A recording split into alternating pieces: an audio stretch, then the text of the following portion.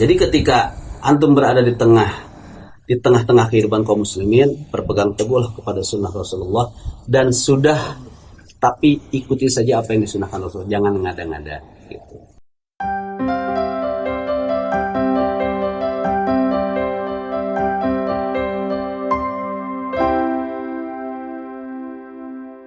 Bismillah, assalamualaikum warahmatullahi wabarakatuh. Ada khalas? Alhamdulillah alladzi khalaqal insana fi ahsani taqwim. Asyhadu an la ilaha illallah wa asyhadu anna Muhammadan abduhu wa rasuluh.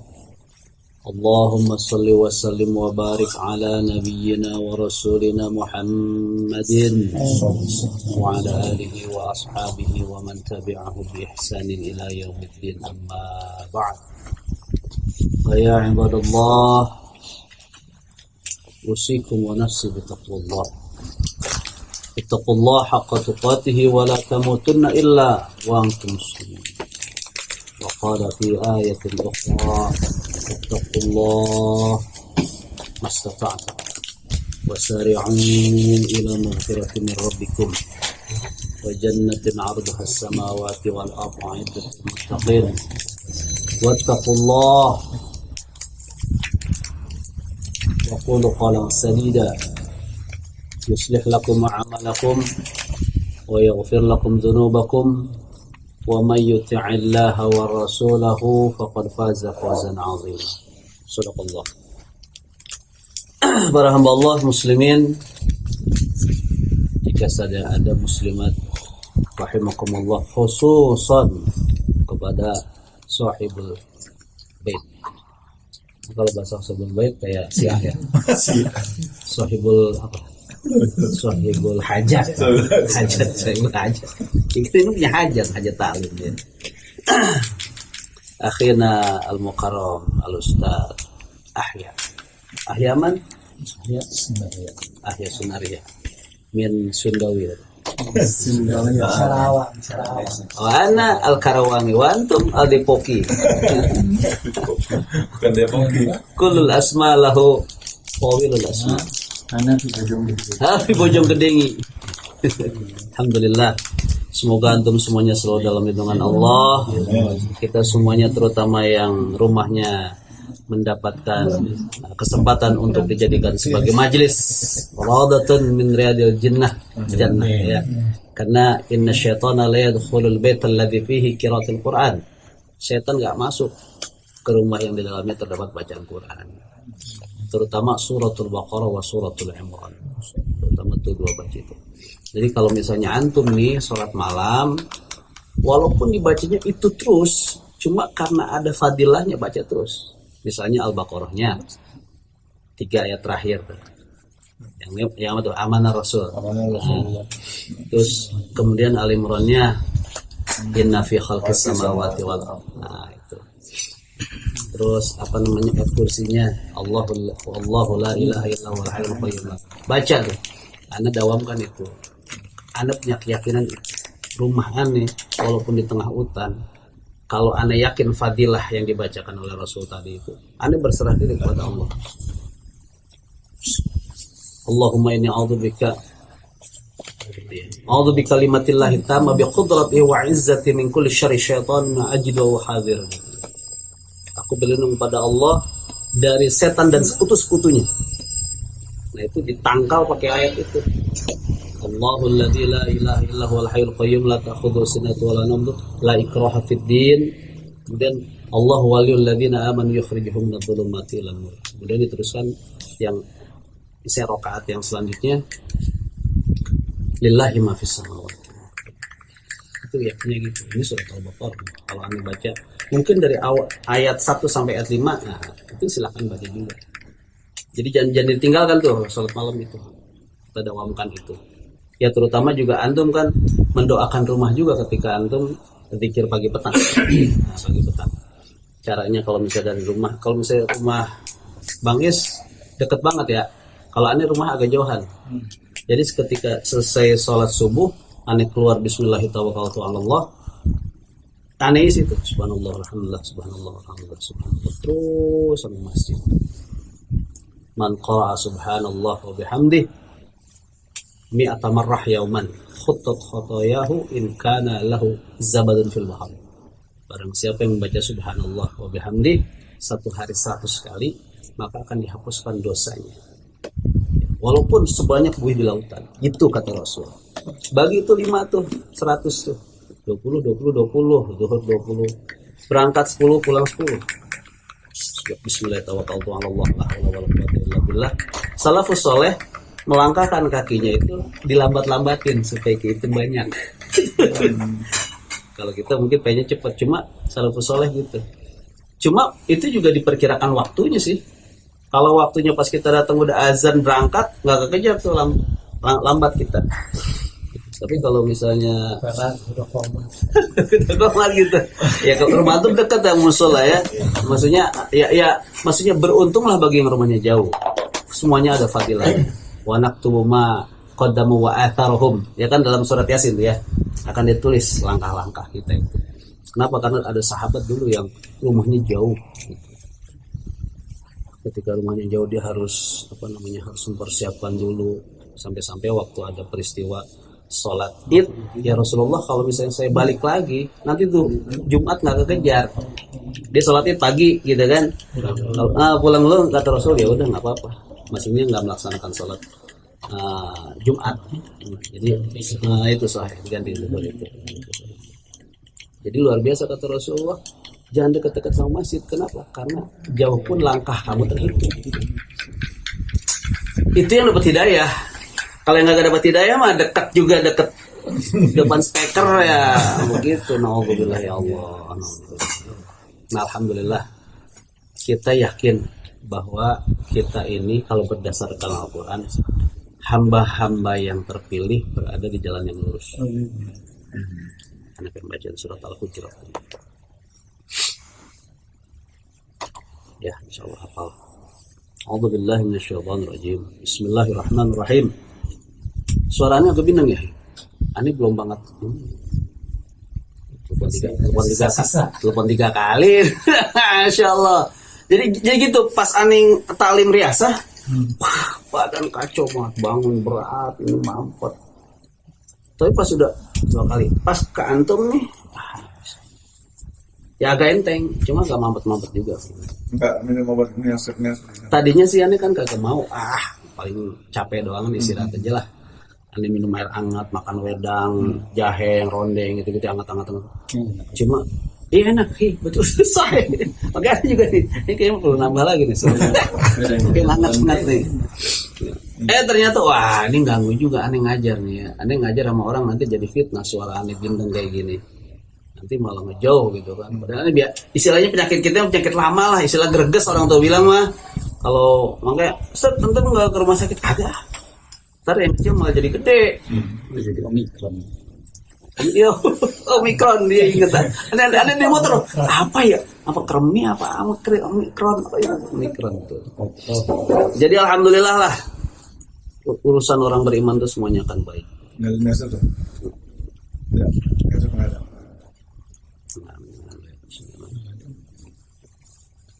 Alhamdulillah.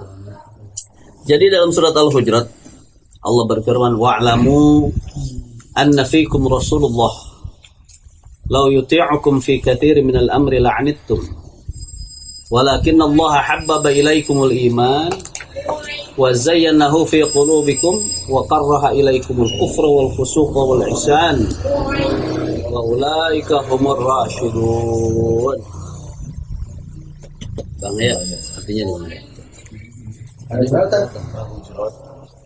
Al-Hujurat ayat 7. Hai orang-orang yang beriman. Bukan dari situ, yang keduanya. Dan ketahuilah. Pas ada jen ketahuilah. Satu ayat. Baca lagi. Ya, fadhol. Dan ketahuilah bahwa di tengah-tengah kamu ada Rasulullah. Kalau dia mengikuti kemauan kamu dalam banyak hal, pasti kamu akan mendapatkan kesusahan. Tetapi Allah menjadikan kamu cinta kepada keimanan.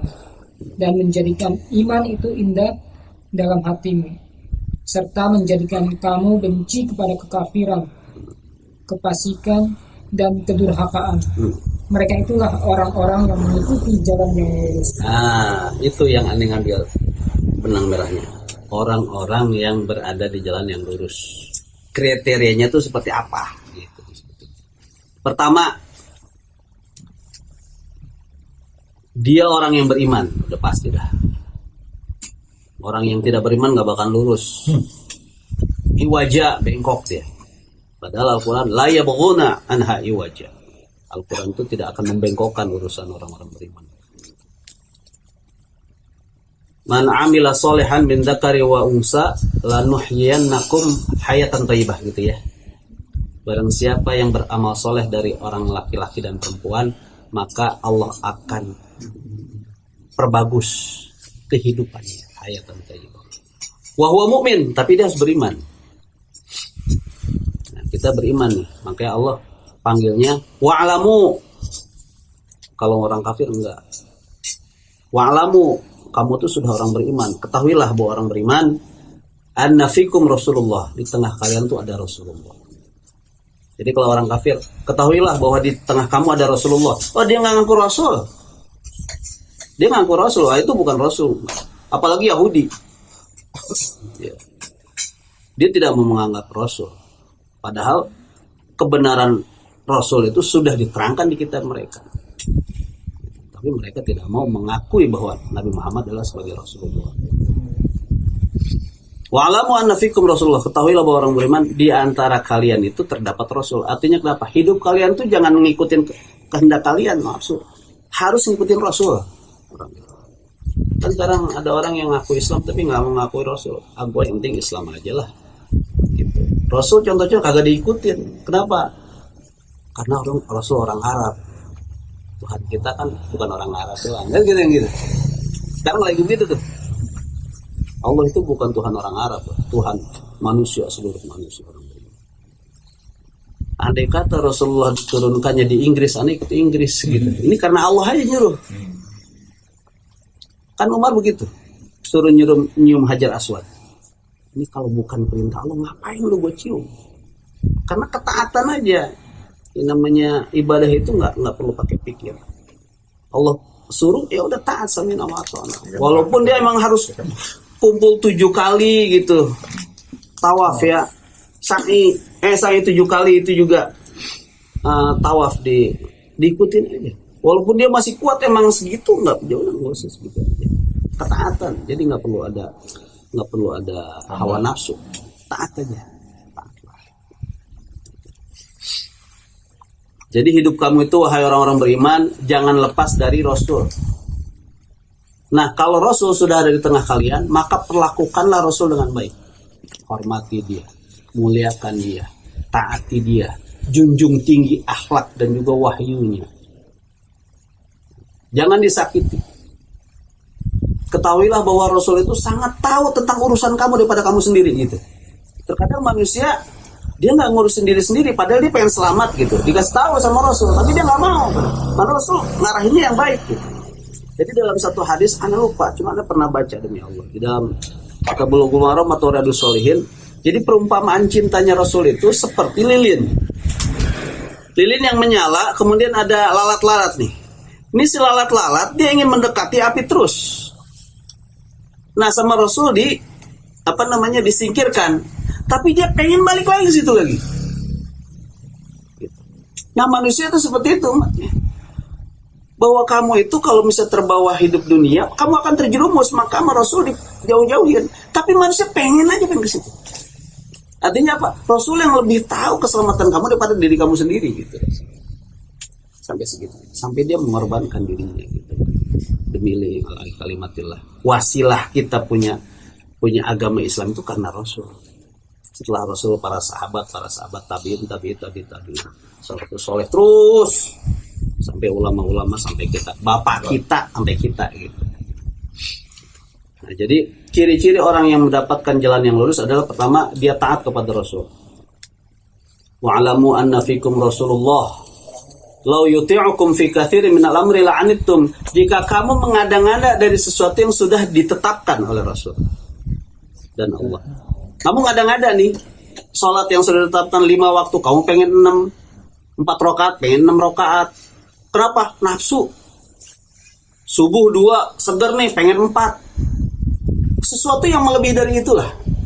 Nanti kalau Rasul ngaminin, kamu bahkan susah sendiri gitu. Istilahnya yang sudah ada aja kamu mangkir-mangkir, ini usulan kamu, istilah gini, kalau usul mikul gitu maksudnya. Kalau ente yang udah aja susah ngikutin, ente minta yang lain-lain.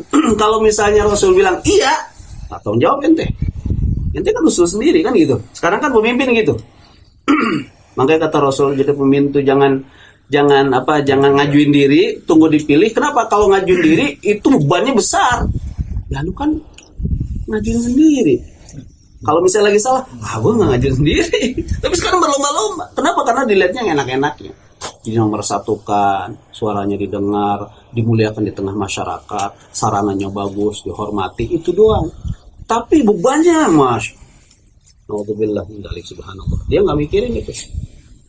Padahal Rasul mengatakan, "Ma min muslimin yastar'ihi Allahu ra'iyatan yamut yauma yamutu wa huwa ghashun li ra'iyatihi haramallahu 'alaihi jannah." Tidaklah dari seorang muslim yang diberikan amanah keumatan, kemudian dia mati, dan di mana ketika dia mati dalam keadaan berbohong, maka haram surga baginya. Ini umatnya. Kalau misalnya pemimpin mikirnya gitu, nggak masuk surga, pasti orang banyak yang nggak mau jadi pemimpin. Haram dia masuk surga. Dijanji-janji, mati, tapi janjinya belum, gitu deh. Janjinya belum dilaksanakan, janjinya itu mati, haram masuk surga. Dan Rasul mendoakan barang siapa yang memberikan keberatan kepada umatnya ketika dia menjadi amanat seorang pemimpin, fashkuk alaihi, sulitkan dia. Doa Nabi nggak ada nggak ada hijabnya, mustajabah gitu. Jadi ketika antum berada di tengah-tengah kehidupan kaum muslimin, berpegang teguhlah kepada sunnah Rasulullah, dan tapi ikuti saja apa yang disunahkan Rasul, jangan ngada-ngada gitu. Kalau ngada-ngada kan biasanya Bani Israel gitu, kasratus soal, banyak nanya, banyak ini, banyak itu, permintaan ini, permintaan itu. Pas diikutin aja kata nabinya. Lah kenapa nggak lakukan? Kata, jadi ibarat yang kemarin kita Isra Mi'raj, andai kata tuh 50 waktu, gimana itu sholat? Jadinya 5 waktu aja sekarang masih belentang-belentong. Lah iya, Masya Allah. Nah, gitu. Wa'lamu anna fikum Rasulullah law yuti'ukum fi katsirin. Jika kamu mengikuti kebanyakan keinginan kamu kepada Rasul, lalu Rasul mengiyakannya, kamu bakal berat. Udah, samina wa ta'na, ikutin aja Pak Rasul. Walakin Allah habbaba ilaikumul iman wa zayyanahu fi qulubikum. Ciri orang yang beriman adalah dalam hatinya itu iman itu terasa indah. Sehingga ketika dia beramal soleh tidak ada keberatan sedikit pun gitu. Orang yang berada di dalam, jadi keimanannya itu indah, dan berislam itu indah gitu. Nah keindahannya itu mendorong dia untuk amal soleh. Nah ketika amal solehnya nggak ada sedikit pun berat dia lakukan. Ya insya Allah kayak kita lah. Insya Allah mudah-mudahan kita tercatat sebagai orang-orang yang seperti itu. Kalau dikata sama orang ini udah tenaga sisa malam akhir. Andai kata di Riasa Cinere ini kayak gini, paling yang datang berapa orang? Antum masih luar biasa ini. Masya Allah tenaganya masih kuat-kuat. Malam-malam masih, walaupun gitu, pindah-pindah safar, yang taqalu bainal bait ilal baitil akhar, nggak ada base campnya, gitu ya, nggak ada base campnya. Tapi Allah mudahkan aja. Mana yuk, ayo, gitu. Berarti kalau misalnya orangnya emang dasarnya doyan ngayap, jadi motor, gitu. Jadi cirinya orang yang berada di atas siratal mustaqim, jalan yang lurus itu adalah pertama dia taat kepada Rasul, dia tidak memberikan sesuatu, dia tidak mengada-ngada, dia ingin tidak menambah-nambah dari sesuatu yang sudah ditetapkan. Yang ketiga, keimanannya terasa indah dalam berislam itu. Sehingga ketika melaksanakan amal soleh dia nggak berat, sholat malam gitu, talimnya malam, harus infak, nggak berat, luar biasa aja, nggak didramatisir. Wah infak lagi, infaknya walaupun banyak, adanya segitu bagi-bagi aja udah. Makanya Anda bilang, maaf ini ya, agak kasar gitu, jangan anget-anget tai ayam gitu. Wah semangat, tebrang udah hilang, hilang. Santai aja, santai. Sesuatu yang berat sampaikan ke Rois. Tapi jangan ada sedikit pun niatan untuk keluar dari jamaah, jangan. Kalau emang kesibukan kita beda-beda, sih. Antum dengan Anda beda. Jangan sampai antum memaksakan program antum ke aneh harus sama semua, nggak bisa. Ada yang izin, ada yang nggak biasa, nggak apa-apa, doain aja. Waalaikumsalam warahmatullahi wabarakatuh. Ya, Rais, pada Rais. Jadi gitu.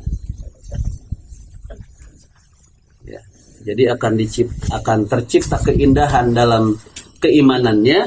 Ya, pokoknya kalau melihat Allah, bukan melihat Allah, berpikir tentang Allah dan Rasulnya itu terasa indah, semangat, ibadahnya terdorongnya bagus. Jadi ketika melaksanakannya juga, orang kalau sudah istiqomah itu udah nggak mau dengar apa kata orang. Aneh ngerasain sendiri kalau misalnya panas nih sholat dari rumah, ya Allah. Aneh aja nih berusaha walaupun katakan capek gitu naik motor ke masjid. Tapi ada orang-orang yang mereka juga berusaha untuk senang melalui keduniaan gitu.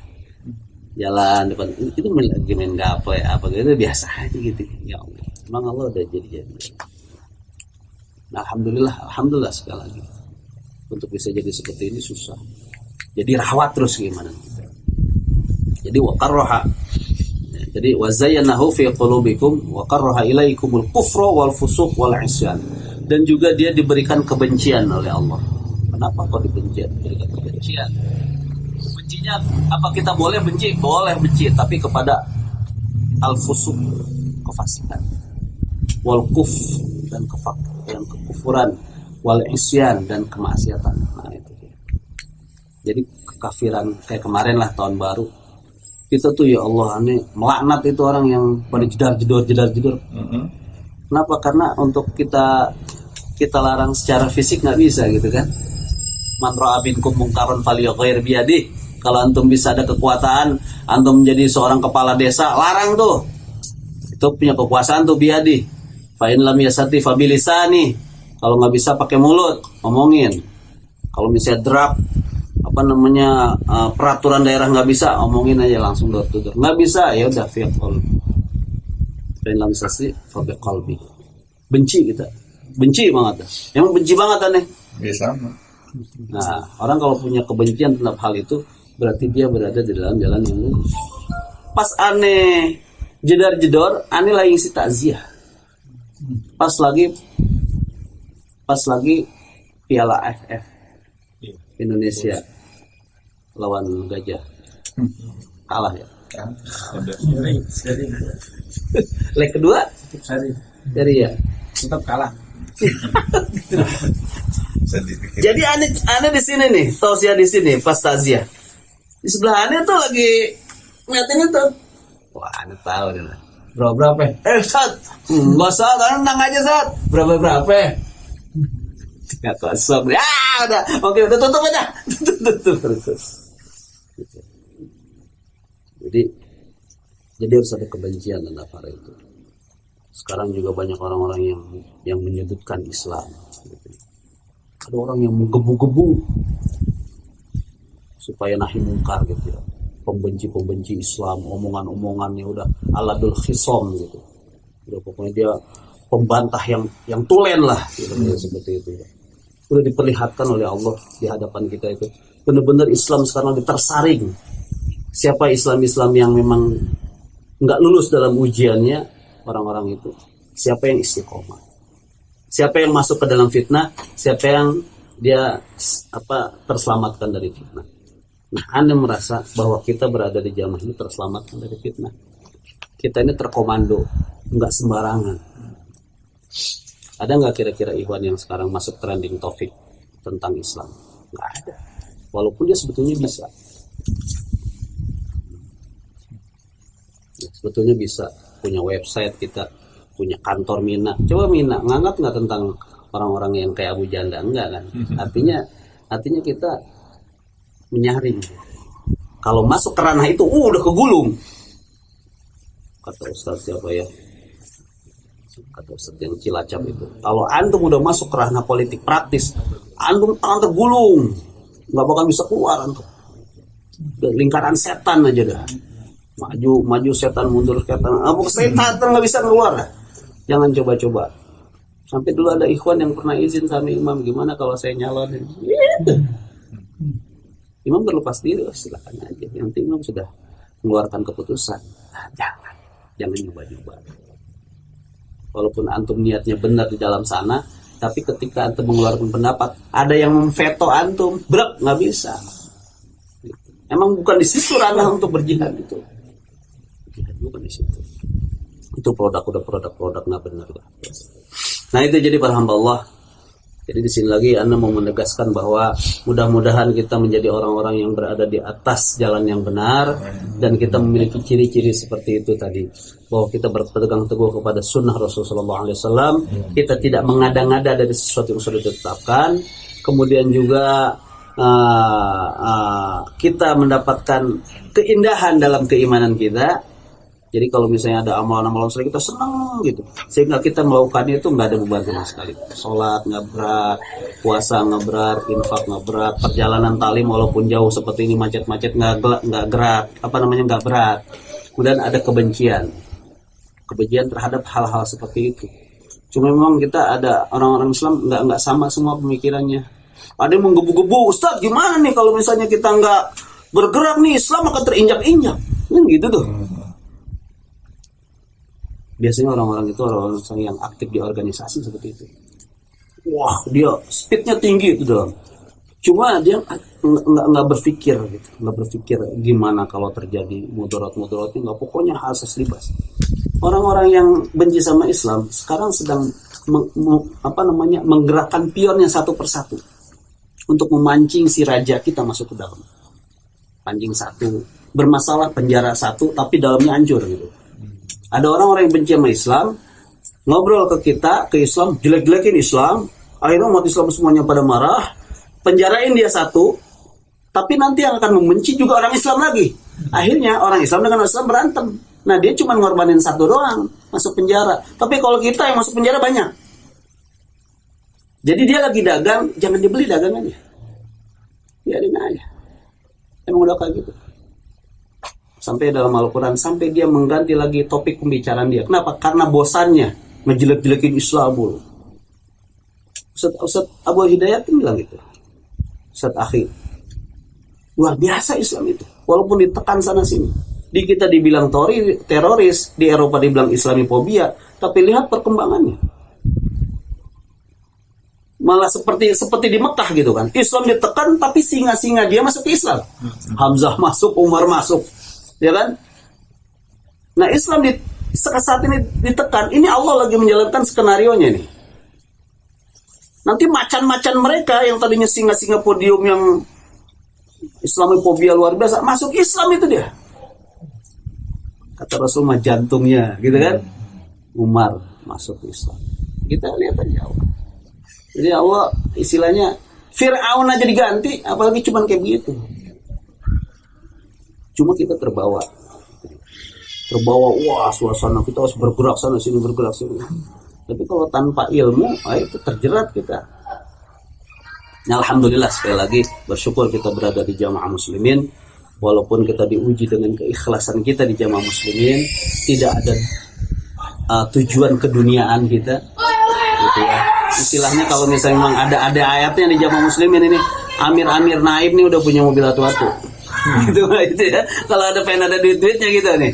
Wah, mobilannya udah Avanza, Amir udah BMW gitu kan, ini naib apa udah gitu kalau masih gitu. Cuma nyalonin mau gitu. pada berebutan atau jadi Amir kan. Masya Allah, minimal mah PCX lah. PCX kayak gitu. Kalau misalnya pakai duit, tapi luar biasa. Ada ikhwan dulu, Ustaz, saya sebel banget dulu. Kenapa? Ani ditelepon sama Ustaz Tatang suruh amal soleh bawa mobil katanya. Terus gimana? Udah sampai sumpah, Ani duduk aja tuh depan bait imam tuh. Ani nunggu amanat mana? Dari pagi sampai sore Ani didiemin Ustaz katanya. Nggak diapa-apain. Terus gimana? Aduh, Ani sebel banget. Ujian itu, Masya Allah. Dulu, Ikhwan dulu tuh masih ada. Dulu di bait imam kan ada, depan bait imam tuh pohon mangga tuh ada dulu tuh.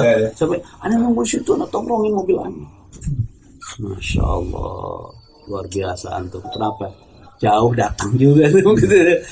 Tercatat itu dari pagi sampai sore tercatat amal soleh. Yang penting amanatnya udah dia kerjain, dia mau nyurah apa kagak, ente dapat pahala udah. Luar biasa. Jadi kalau bisa ada ikhwan yang agak sedikit tidak semangat gara-gara nyari duit, mohon dimaklum. Karena memang kebanyakan ikhwan gitu doang. Dan tidak diiming-imingi dengan uang. Gitu. Pulang nggak bawa berkat. Bawa berkat nggak pulang aneh. Paras. Mengah ya, aneh bang ini doang bang. Gitu ya. Kalau aneh pulang bawa berkakat nih. Kalau dia ngebawa soalnya berkat. Gitu. Jadi gitu para ikhwan, bersyukur terus kepada Allah Subhanahu wa taala. Cara bersyukurnya adalah kita selalu mendekat kepada Allah, husnudzon terus sama ikhwan kita. Yang hadir mau tidak hadir. Yang hadir alhamdulillah, nggak hadir doain aja. Nggak usah ada pikiran-pikiran yang macam-macam. Bisa jadi kita seperti itu. Bisa tadi kita adanya di posisi dia nanti. Apa kata orang? Kita udah tahu dulu, wah ngomongin gua nih. Gitu pasti begitu. Jadi udah doain aja supaya kita lepas. Aneh terus terang udah sering nggak talim niabah karena aneh drop itu. Ya, maksudnya suara aneh begini. Aneh khawatir orang jaga jarak juga bagi yang masih punya pikiran gitu ya. Tapi bapak aneh mah pelukan aja. Nggak ada masalah. Lu anak gua lah. Lu mati gua mati bareng lah. Yang penting masuk surga lah gitu. Itu aja para hamba Allah. Anak tidak berpanjang kalam. Sudah malam ini, anak perjalanan juga lumayan jauh. Jazakallah khair. Ila liqa fi yaumil qadim insyaallah. Assalamualaikum warahmatullahi wabarakatuh. Waalaikumsalam.